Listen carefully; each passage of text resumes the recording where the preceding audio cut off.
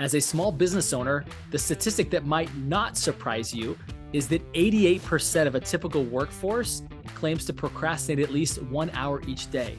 Now, what might surprise you is that even of the very top performers in any industry, 20% of them claim to be chronic procrastinators.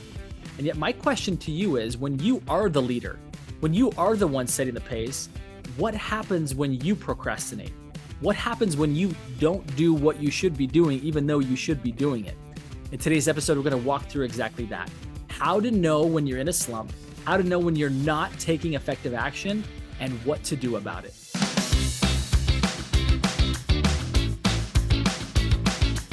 Hey guys, Justin Stoddard here. Welcome back. Today we're going to talk about and really address the important topic of procrastination. Why it's so important that we address it, number one, and number two, how to address it.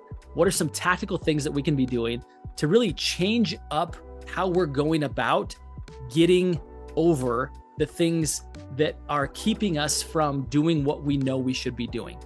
So let's begin by saying, what is the cost, right? Previously, I shared that 20% of top performers claim to be chronic procrastinators. I want you to think about this for a minute. If 20%, that means 1 out of every 5 days, the entire 8-hour day, maybe 10-hour day for us entrepreneurs, 1 out of every day is lost. Imagine if you were to tack on an extra day every week of productivity. How much faster could you get ahead? How much further along would you be on your journey, both in learning as well as in overall production and bringing your product to market, serving your clients one entire day? It's significant, folks. And you put it in terms of a life, right? 1 out of every 5 years. Imagine if you were to tack on an extra year to the year that everyone else gets. You would be lapping people. So this concept of getting out of your own way and doing the things that you know you need to do is super important. For those who followed my journey, I lead a company called ProInsight. ProInsight is a platform that helps professionals to build both a local as well as a national professional referral network. The reason why I share that right now is because we have some tremendous professionals who are required to do very, very little things, and they procrastinate them. And at times I've been surprised. I thought, how did this person ever create so much success when they have such a hard time doing such simple things? And it caused me to stop and reflect to say, have I ever been in that spot? Have I ever done something that I know that if I did this little thing, it would have such a massive ROI in my business? And it caused me to really recognize the fact that I do that all the time. There are things all the time that I'm procrastinating, all the time that I'm not doing what I know I should be doing in that particular minute. So right now, I'm going to walk through some steps. Now that we understand how big and important this is, I'm going to walk through some important steps to help you overcome this. Now, if any of you have ever been a part of Alcoholics Anonymous, I'm grateful that I never have been. Actually, I've never drank, which is kind of odd for most people. But thankfully, I've never had a problem with alcohol. But I know some good friends of mine who have. And many of them give great and tremendous credit to Alcoholics Anonymous, which helps them to begin the process of transforming themselves into somebody better, somebody different.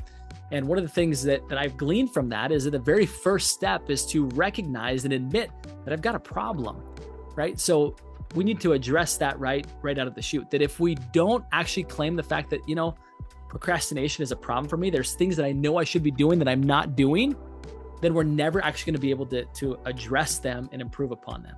So if by chance you are anywhere from chronic procrastinator all the way down to I procrastinate occasionally, let's admit the fact. Let's admit it. Let's call it what it is so we can start to address it. Okay? The second thing that we need to be doing is identifying what is our greatest fear. What is keeping us from doing that thing? There's something that we're doing and there's some story that we're attaching to that's causing us to say, you know what? I don't want to do that because when I do that, this is going to happen. And when you look fear straight in the eye and you say, okay, let's examine this. Let's see if this boogeyman, this monster in the closet is real. Let's open up the closet doors. Let's look inside. Let's see if this is actually real. In most all cases, we start to realize that what I'm afraid of happening is actually not going to happen. It's not going to happen. I'm not going to actually encounter that thing. Or we recognize that if it does happen, it's much smaller. Like the threat of that actually happening is blown way out of proportion. So again, this is step 2, is really examine what is that I'm afraid of, and really get to know that and realize that it's probably not as scary as you think. Step number 3 is to identify the triggers that are causing this. Sometimes we're not as in touch enough with our own inner fears and overall awareness to allow us to recognize the fact that we're procrastinating. And so what I would recommend that you do is to identify what activities do you move to, what time wasters do you start to spend time on that you move to instead of doing the things that are most important. And for those of us that are highly productive, highly ambitious professionals, we oftentimes stay very busy. We get very active on things that are important, but not that important. Things that we know need to be done, but don't necessarily need to be done by us. And so I want you to think about whether they be actually productive activities, but just in lesser things, or if they're actually kind of time wasters like scrolling social media. And I want you to actually think about what are those things that I move to when I'm procrastinating. And then I want you to set a trigger in your mind. I want you to tell yourself right now is that when I'm doing this thing, I should ask myself, what is a better activity that I could be doing that would get me closer to my objectives, closer to my big dreams? And my guess is if every time, for example, you open up social media to scroll, if you ask that question, like, what could I or should I be doing that would get me closer to my dreams? Ideas will come to mind. And it will come to mind because now you've identified that this is a trigger. This is where I go when I'm not being productive. This is where I go when I'm avoiding work that for some reason I'm scared of. Now, the next step takes a little more courage, is to identify somebody who you see as a peer. And I want you to think about someone, could be in your organization or in a neighboring company, somebody who you really look to and admire. It could be a coach if you have that. But I want you to identify one key activity that you've been delaying. Now, I know that we've all seen and been a part of massive scoreboards and dashboards and all kinds of stuff that track all kinds of them. I've even created them. I even create those for people.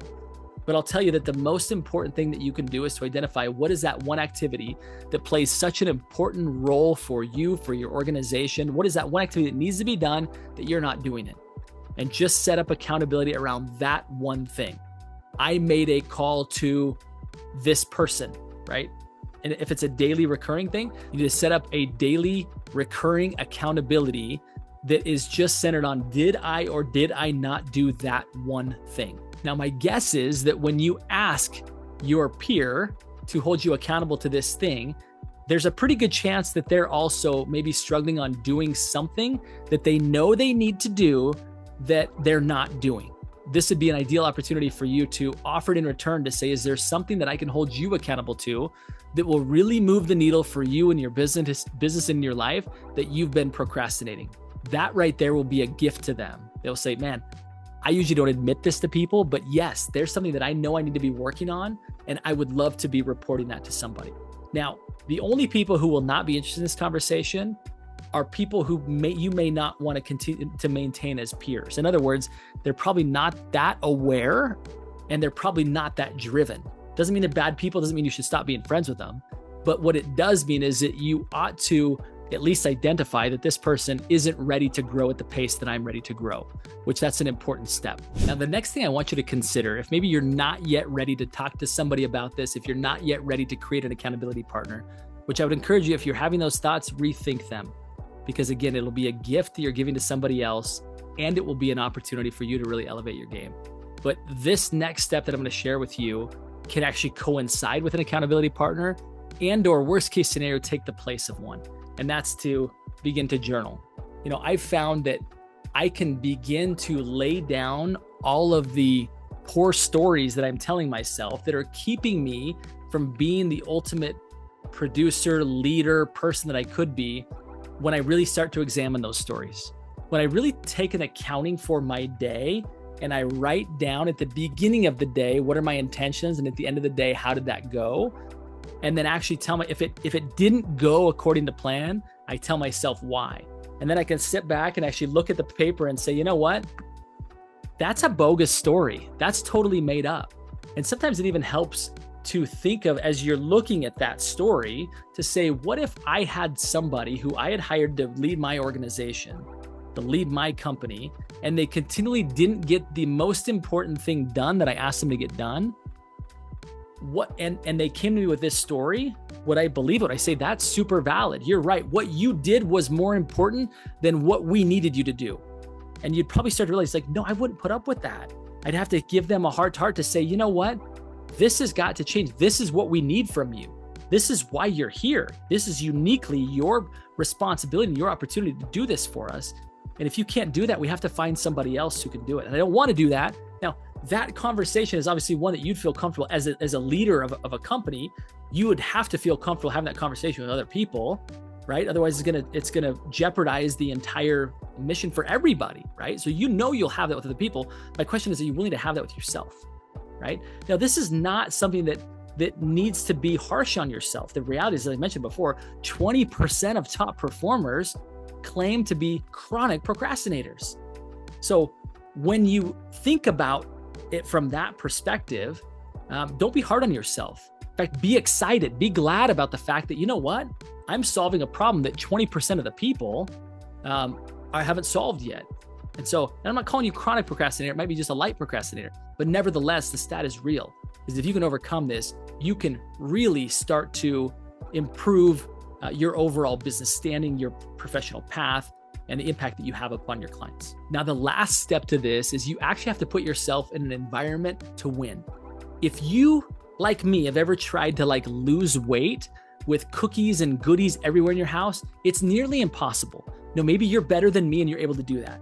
But when I'm in those environments, I continue to procrastinate the date of my next fitness routine because it's like, man, this is really good. I'll start tomorrow, right? You know what I'm talking about. Now, the same is true when it comes to staying focused and not procrastinating those most important things. In other words, you need to start to turn off some notifications. I notice for me when I'm working on big projects and a text message pops up on my computer screen or on my phone or on my watch, all of a sudden my mind, it starts to wonder, what was that? Who was that? Now, I'm sharing with you that this is pretty authentic. This isn't my best attribute, that my mind is able to be so easily jettisoned that way and move this way. But if you're anything like me and you have that tendency, it's just a little bit of brain fog. It's almost as if you're decreasing your IQ for a period of time when your mind is divided into a couple of different ways. And in a knowledge economy, you don't have time for that. You have to be completely focused and on the task at hand. If you do that, because most in our society today cannot do that, you will again start to lap other people. So again, as I wrap this up, I want you to know that again, as I lead ProInsight, lead people to building their professional networks, I recognize what's at stake for them. I recognize that with just a few partnerships, professional partnerships, their entire world can change with the right partnerships, right? I authored that in my book, The Upstream Model, how just a few relationships can make an incredible difference in people's lives. The same is true with that concept as well as with other things that are hyper specific to your business. So I would just encourage you, do not let procrastinate rob you of the future that you deserve. Do not let it rob your customers of the product that they deserve. Do not let it rob your family of the leader that they deserve. It's time for you to address this. It's time for us to address this. It's time for us to be who we were designed to be, which is leading people. It's time for us to live up to the potential inside of us.